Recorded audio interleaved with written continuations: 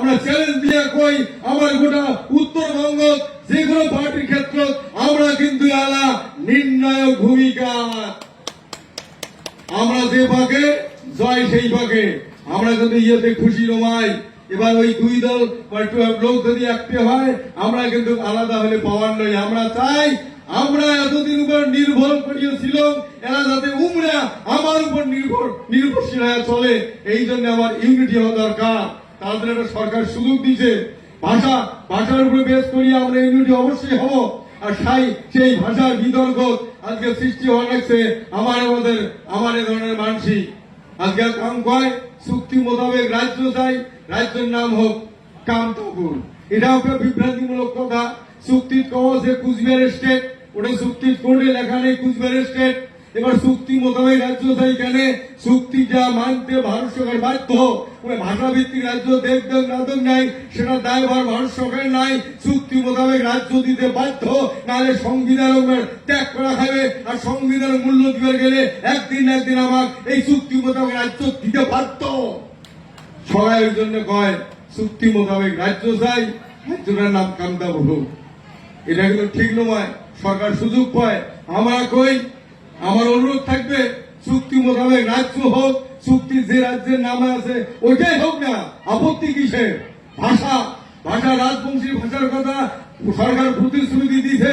আজকে নানান ভাবে কথা হচ্ছে যে কামতাপুরি দিয়ে শুরু হয়েছে নানান ব্যাখ্যা, নানান কথা।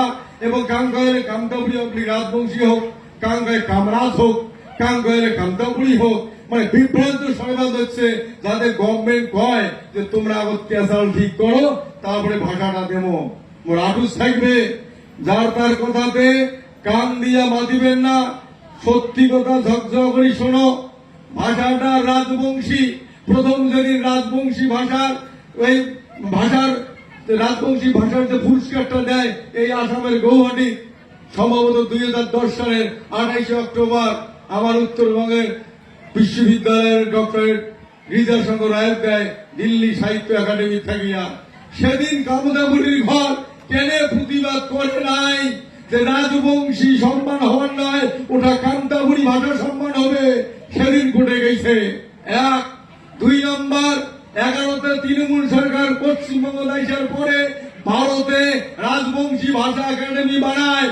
সেদিন কামতাপুরীর ঘর কেন প্রতিবাদ করে নাই যে দিদি বা দাদা ওটা রাজবংশী হবার নয়, ওটা কামতাপুরী একাডেমি হবে?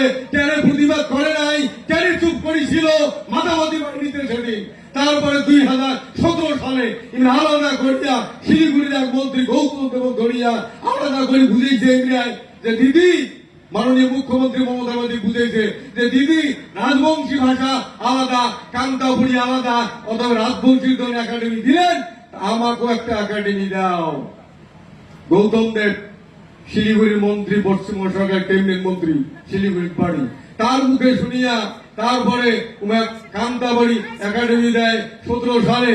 2019-এ লোকসভা ভোটে তৃণমূলের রেজাল্ট খারাপ হয়। মৌকার স্বর্গীয় তুলনায়ক মমতা ব্যানার্জি 20 জুন নবান্ন ডেকে নিয়ে যায় ডিসকাস করার জন্য। কেন এমন ফল হল? আমরা তো কামতাপুরী একাডেমি দিলাম, রাজবংশী একাডেমি দিলাম, তাহলে দুই গোষ্ঠীর মানুষকে আমরা দিলেন না কেন? আমি প্রশ্ন করছি দিদি, এই 2টা একাডেমি দিয়াই তোমার কিন্তু একটা ভুল হয়েছে। মানুষ যেমন কয় তোমরা আমার জাতিটা ভাগ করলেন, ভাষায় 2টা একাডেমি করে দিলেন, না ওটা তো আমি দাঁড়িয়ে 2টা ভাষার 2টা নাম। তো অতুলা ওই মুখে হচ্ছিল 2 জনে। এবং দিদি ভাষা আমার একটাই, তোমার গঠন শৈলী এক, শব্দ উচ্চারণ এক, শব্দ সঙ্গে এক, কিন্তু কামতাপুরী রাজবংশী। কিন্তু বেশিরভাগ মানুষ রাজবংশী কয়। সেদিন মমতা ব্যানার্জি অতুল রায় কইছে কি, অতুল বাবু বংশী বাবু যে কথাগুলো কথা ঠিক, ভাষায় এক নাম 2টা হয়ে গেছে। অতুল রায় নির্দ্বিধায় স্বীকার করছে দিদি কথা ঠিক, ভাষা এক নাম 2টা হয়ে গেছে। তাই সেদিন কেন প্রতিবাদ করেন নাই যে কামতাপুরী একাডেমি লাগবে? আমার কথা হয়েছে এটা কোন না কোন ষড়যন্ত্রকারী ষড়যন্ত্র চলবে লাগছে, যাতে আমরা এই বৃহত্তর রাজবংশী বা ভূমিপুত্র মানসি একে সাদা তদাসিয়া আমার সাংবিধানিক অধিকার ফেরত না পাই, তার জন্য কিছু মানুষকে খুশি দিবেন লাগছে। এটা বিচার করা হবে। একটা মানুষের নাম মনে করো, একটা মানুষের 2টা নাম, বৈকাল সুগারু।